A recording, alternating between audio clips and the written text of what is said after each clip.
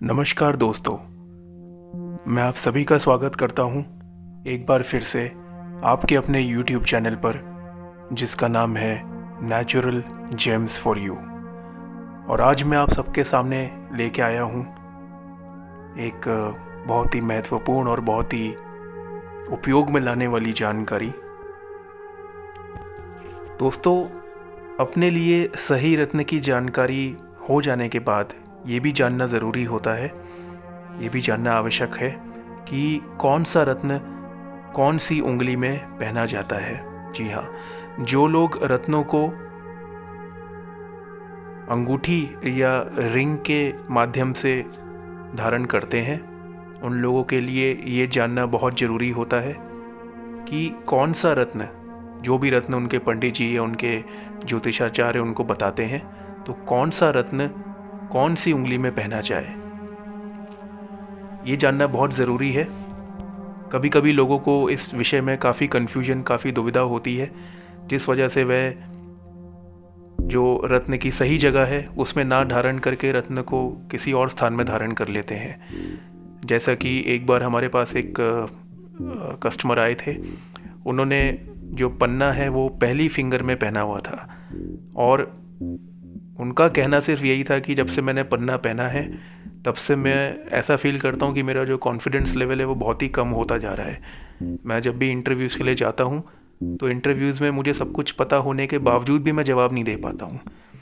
इतनी सी बात समझ के मैंने उनको बस एक ही चीज़ बोली कि आप अपना ये जो पन्ना है ये प्रथम उंगली से निकाल के, आप जो आपकी इंडेक्स फिंगर है जिसे हम तर्जनी उंगली बोलते हैं, उससे निकाल के छोटी फिंगर में पहन ले, जो कनिष्ठिका उंगली होती है उसमें पहन ले। और उसको उन्होंने चेंज किया, और उसके बाद से आज तक उनका जो कॉन्फिडेंस लेवल है, उनकी जो बोलने की कला है वो और अच्छी हो चुकी है, और अच्छे इम्प्रूव हो चुके हैं। तो ये कभी कभी छोटी छोटी चेंजेस, छोटे छोटे कुछ बदलाव और सही बदलाव काफ़ी असर डालते हैं हमारे किस तरह से रत्न हमारे शरीर पे और हमारे तकदीर पे काम करते हैं उसके ऊपर। तो मैं वीडियो को आगे बढ़ाता हुआ आपको जानकारी दूंगा। सबसे पहले मैं बात करूंगा सूर्य रत्न की, यानी माणिक्य यानी रूबी की।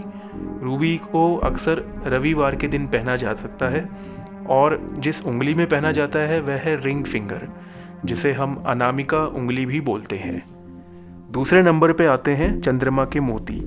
मोती को हम यूजुअली सोमवार यानी मंडे को धारण करते हैं, और इसे भी लिटिल फिंगर में धारण करा जा सकता है। लिटिल फिंगर मतलब सबसे छोटी फिंगर, जिसे हम कनिष्ठिका उंगली भी बोलते हैं।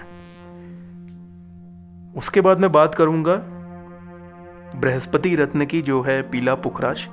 इसे हम गुरुवार को या थर्सडे को धारण कर सकते हैं इंडेक्स फिंगर यानी तर्जनी उंगली में।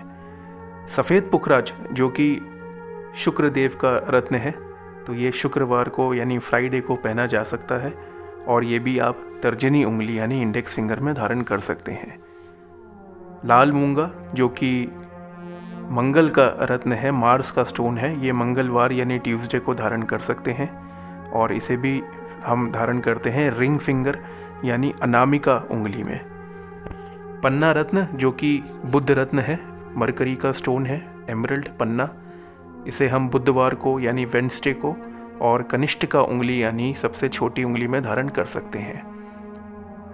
शनि देव के रत्न के बारे में अगर बात करें, नीलम ब्लू सफ़ायर, इसे हमें अक्सर शनिवार को ही धारण करना चाहिए, और मध्यमा उंगली जो होती है, मध्य उंगली यानी मिडिल फिंगर जो होती है, सबसे लंबी उंगली हमारे हाथों में, उसमें धारण करना चाहिए।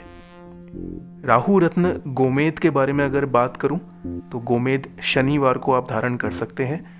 ये कुंडली पे डिपेंड करता है कि दोनों उंगलियों में से कौन सी उंगली जातक के लिए अच्छी रहेगी, क्योंकि हमारे पास गोमेद में दो ऑप्शंस होते हैं।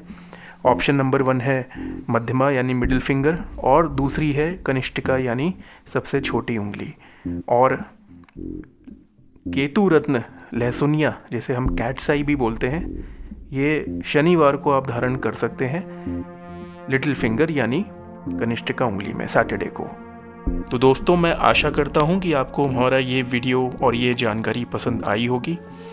ये जानकारी बहुत ही मामूली सी लगती है जिन्हें ज्योतिष का ज्ञान है उनके लिए, लेकिन जो कॉमन इंसान है, जो लेमैन है, उन्हें ये जानकारी प्राप्त करने में भी कई बार बड़ी मुसीबतों का सामना करना पड़ता है, क्योंकि आज के ज़माने में हर चीज़ की एक वैल्यू है और उस वैल्यू को भी बिना दिए आप छोटी सी छोटी जानकारी भी नहीं प्राप्त कर सकते हैं।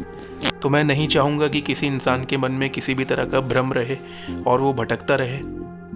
इसीलिए ये जानकारी मैं लेके आया हूँ आप सबके सामने, और आशा करूँगा कि आपको ये जानकारी हमारी पसंद आएगी और आपके उपयोग में आएगी।